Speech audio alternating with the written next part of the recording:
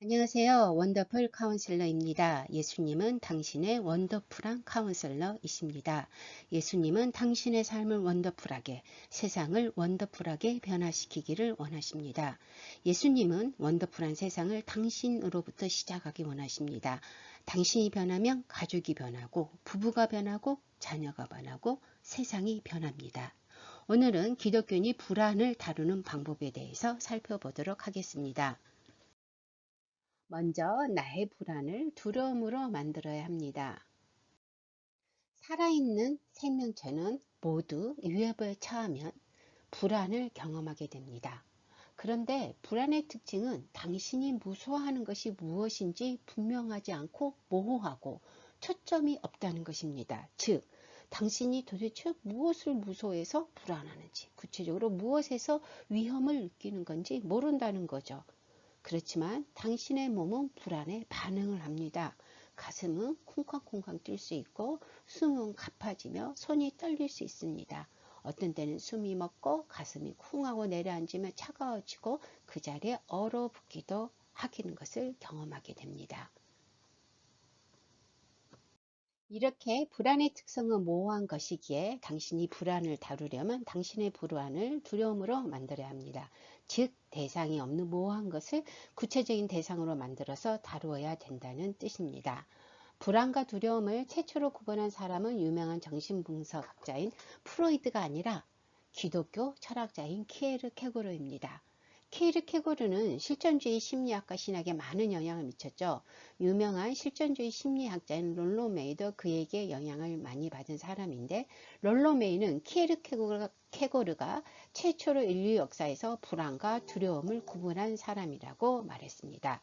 키르케고르는 불안은 대상이 없는 것이며 두려움은 구체적인 대상이 있는 것이다 라고 얘기하면서 불안과 두려움을 구분하였습니다. 사실 그는 불안의 개념을 심리학이 아니라 인류가 어떻게 해서 최초의 죄인 원죄를 지었는지 그 과정을 설명하기 위하여 사용하였습니다. 그는 이 부분에 대해서 그의 책 불안의 개념에서 자세히 설명하였습니다. The Concept of Anxiety죠.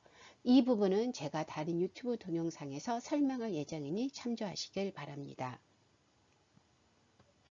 키르케고르는 불안과 두려움을 구분하였지만 불안을 다루기 위해서는 불안을 두려움으로 만들어야 된다고 언급하지는 않습니다. 대신 그의 영향을 받은 유명한 기독교 신학자인 폴 틸리가 이렇게 얘기합니다. 그는 그의 유명한 책 존재의 용기에서 두려움은 대상이 있게 대상을 다룰 방법을 강구하여서 존재를 보호하지만 불안은 대상이 없기 때문에 그렇게 할 수 없어서 생물학적으로 보면 불안은 오히려 보호적이라기보다는 파괴적이다. 즉, 불안이 우리를 보호하기보다는 파괴할 수 있다고 본 거죠. 그래서 폴 틸리는 우리가 불안을 다루려면 불안을 두려움으로 만들어야 한다고 주장합니다. 이러한 통찰은 일반 심리학에서는 찾아볼 수 없습니다. 기독교 철학자나 신학자들에게서 우리는 이러한 통찰을 찾을 수 있습니다. 물론 불안 장애를 다룬 인지행동 치료의 방법에 이 통찰이 군데군데 묻어있는 걸 저는 보기도 했습니다. 그러나 제가 아는 한 일반 상담이나 심리학자들이 폴 틸리처럼 드러내놓고 불안을 다루려면 불안을 두려움으로 만들어야 됩니다 라고 언급하거나 강조하지는 않습니다. 그래서 기독교 상담가는 일반 심리학 상담학뿐만 아니라 성경, 기독교, 신학, 철학, 문학 등 다른 기독교 전통에서 상담에 대해 하나님이 주신 귀한 통찰을 받을 수 있다고 저는 생각합니다. 그래서 다른 기독교 학문도 공부하는 것이 좋다고 저는 생각합니다. 여기까지 들으면서 당신은 몇 가지 질문이 생길 수도 있어요. 이상하다. 강의에서는 불안의 특성이 모호하다고, 무엇이 두려운지 모른다고 하였는데 저는 제가 무엇이 불안한지 잘 알아요. 저는 제가 무엇이 무서운지 알아요 라고요. 자녀가 공부를 안 해서요. 남편이 술을 마셔서요. 배우자가 화를 내서요. 부모님이 화를 내서요. 부모님이 아프셔서요. 자녀가 하나님을 안 믿어서요. 내일 많은 사람들 앞에서 발표를 해야 해서요. 그래서 불안한 거라고요. 제가 불안한 건 정말 당연하고 저는 제가 불안한 것을 안다고요. 정말로요? 그러면 제가 당신께 질문을 하나 할게요. 자녀가 공부 안 하는 것이 도대체 왜 불안하죠? 남편이 술을 마시는 게 왜 불안하죠? 왜 무섭죠? 배우자가 화를 내는 게 왜 불안해요?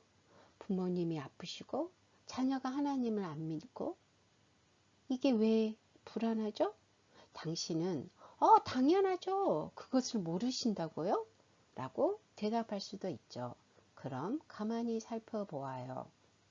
자녀가 공부를 안 한다고 모든 부모가 나처럼 불안한가요? 남편이 술을 마신다고 배우자가 화를 낸다고 모든 사람이 나처럼 불안한가요? 자녀가 예수님을 안 믿는다고 내일 많은 사람들 앞에서 발표가 있다고 모두 나처럼 불안한가요? 불안할 때 우리 몸은 반사적으로 세 가지 반응을 합니다. 도망가거나 싸우거나 얼어붙는 반응이죠. 우리가 도망갈 수 있으면 도망가고 싸울 수 있으면 싸우고 도망갈 수도 싸울 수도 없으면 그 자리에서 얼어붙습니다. 위협을 느껴서 불안할 때 당신의 뇌에서 도대체 어떤 반응이 일어나는지 한번 살펴볼까요? 당신의 뇌는 시상하부를 통해서 위협에 대한 정보를 수집합니다. 즉, 여러분이 숲속에서 호랑이를 만났어요. 그럼 호랑이라는 이러한 시각 이미지, 그리고 호랑이 울음소리라는 청각 이미지가 시상하부를 통해서 들어오게 됩니다. 그러면 이 정보에 대해서 이 편도체는 감정을, 공포를 담당하는 주로 기능을 하는 뇌인데요.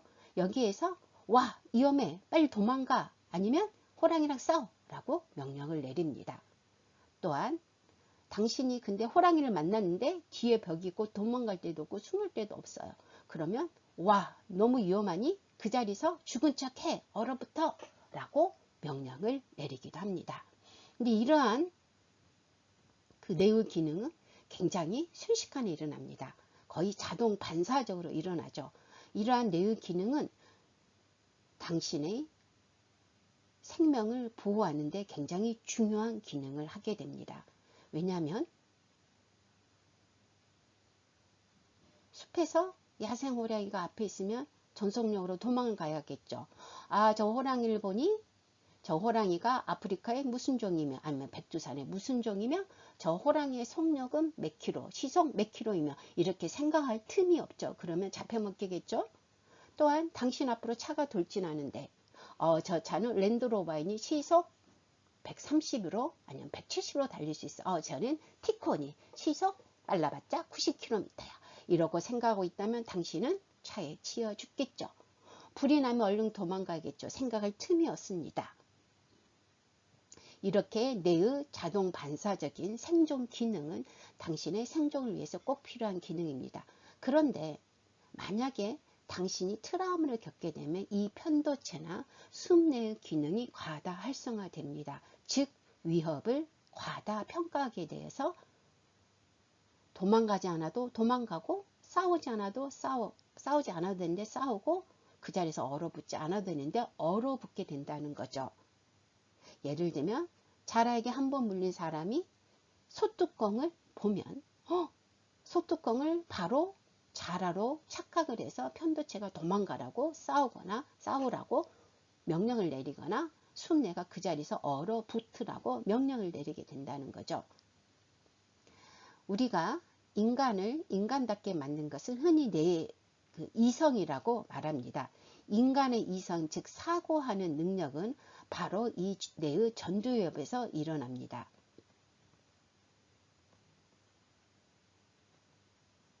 전두엽은 당신 이마 부분에 있습니다. 이 전두엽은 위협이 시상하부를 통해서 정보를 수집할 때 바로 이 위협에 대해서 객관적으로 이 위협이 무엇인지에 대해서 생각하도록 만들어주죠. 당신이 불안을 두려움으로 만드는 작업은 바로 이 이성이 내 생각의 내인 인간에게 독특하게 발달된 이 전두엽을 활성화시키는 작업입니다. 흔히 나와 상황을 객관적으로 살펴보는 작업이 여기에서 일어납니다. 당신이 불안할 때 당신이 도대체 무엇을 무서워하는지 알면 자동적으로 반사 행동하지 않고 이성의 전두엽을 작동시켜서 상황을 객관적으로 보게 되고 당신은 당신 불안에 효과적으로 대처할 수 있게 됩니다. 그러면 이제 당신의 불안을 다루기 위해 당신의 불안을 두려움으로 만드는 작업을 해볼까요? 먼저는 당신이 불안한 것들이 무엇인지 한번 목록을 쭉 작성해 보세요. 그리고 지금 당신이 다루고 싶은 불안 하나를 골라보세요. 그리고 두 번째 질문을 해보세요. 당신이 걱정하는 이 문제가 이 불안한 것이 해결되지 않으면 일어날 최악의 시나리오는 무엇일까? 라고요. 생각해보고 한번 적어보세요. 제가 많은 분들에게 이 작업을 시켜보았어요. 근데 이게 결코 쉬운 작업이 아닙니다. 그래서 여러분이 심리상담 전문가의 도움이 필요할 수 있습니다. 그러나 지금은 당신이 할 수 있는 최대한의 상상력을 동원해서 이 작업을 한번 해보세요. 제가 이해를 위해 예를 하나 들어보겠어요. 한 어머님이 자녀들이 하나님에게 돌이켜서 하나님을 떠날까봐 불안했습니다. 왜죠? 자녀가 하나님을 믿지 않으면 도대체 어떻게 될까봐 두려운 거죠. 그분은 제가 박사 논문을 쓸 때 제 연구 참여자들 중 한 분이셨습니다. 그분은 자녀들이 하나님을 떠날까봐 불안했습니다. 그래서 자녀들을 홈스쿨링 하시고 기독교 대안학교에 보내면서 자녀들을 신앙적으로 양육하려고 참으로 노력하셨던 훌륭한 어머님이셨습니다. 그 어머님의 불안은 자녀가 하나님을 떠나는 거였죠. 그 어머님에게 어머님의 불안의 최악의 시나리오, 즉 자녀가 하나님을 떠날 때 일어날 수 있는 미래의 최악의 시나리오는 자녀가 지옥에 가는 것이었습니다. 여러분도 예측 가능하셨죠? 어머님의 불안이 조금 더 구체화되었습니다. 그래서 제가 그 어머님에게 또 질문을 했습니다. 자녀들이 지옥에 가면 무슨 일이 일어나는데 불안하시죠? 라고 물었습니다. 당신은 제가 당연한 질문을 했다고 생각하시겠죠? 네. 맞습니다. 상담에서는 당연한 생각에 질문을 던지기도 합니다. 바로 이성의 뇌인 전두엽을 활성화시키는 작업, 즉 대상이 모호한 불안을 대상이 구체적인 명확한 두려움으로 만드는 작업인 거죠.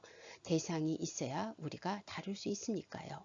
제 연구 참여자였었던 어머님은 제 질문에 답을 찾으면서 자기가 진짜로 두려워하는 것이 무엇인지 그리고 그 두려움에 연관되는 고통이 무엇인지 깨닫고 눈물을 흘리셨습니다.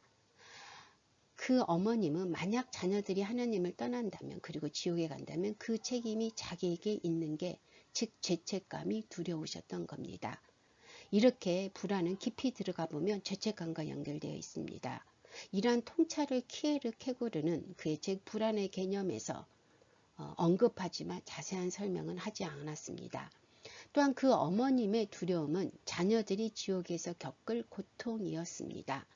그 어머님에게 있어서 지옥이란 악하고 게을러서 하나님께 쫓겨나 밖에서 슬피 울며 이를 가는 곳이었습니다.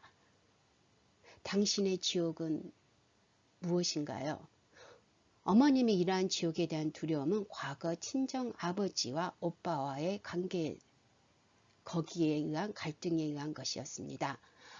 그 어머님의 친정 아버지는 오빠가 10대 때 혹 늦게 일어나거나 비행을 하면 오빠를 무섭게 집에서 내쫓으셨던 것이었습니다. 그래서 그 어머님 자녀들이 지옥에 가면 자녀들이 과거 친정 오빠처럼 하나님께 쫓겨나 밖에서 슬피 울며 이를 갈지 않을까 그게 너무 두려웠던 것입니다. 그 어머님은 하나님이 자기의 친정 아버지 같을까봐 두려워했던 것입니다. 이렇게 자기가 불안한 것이 무엇인지 구체적인 두려움으로 바꿀 때에야 우리는 자기의 불안에 대해서 효과적으로 다룰 수 있습니다. 자, 이제부터 당신의 불안을 두려움으로 만들어 보세요. 원더풀 카운슬러이신 성령님께서 당신의 마음을 살피시고 인도해 주시기를 기도합니다. 요한일서 4장 18절에 보면 온전한 사랑이 두려움을 내어 쫓나니 사랑 안에는 두려움이 없느니라 라고 쓰여 있습니다. 하나님 아버지의 완벽한 사랑이 여러분의 두려움을 내어 쫓기를 기도합니다. 원더풀 카운셀러였습니다.